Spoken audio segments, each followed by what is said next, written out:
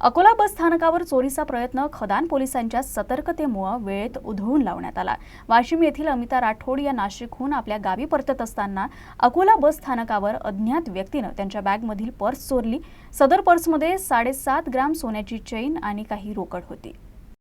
घटनेची माहिती मिळताच संबंधित एसटी बस खदान पोलीस ठाण्यासमोर थांबवण्यात आली। खदान पोलिसांनी तात्काळ कारवाई करत बसची झाडाझडती घेतली। तपासादरम्यान चोरीस गेलेली पर्स आणि त्यातील मौल्यवान ऐवज पोलिसांना सापडला, त्यामुळे प्रवाशाचं नुकसान टळलं। ऐवज सुरक्षितपणे परत मिळाल्यानं अमिता राठोड यांनी खदान पोलिसांचं मनापासून आभार मानलं।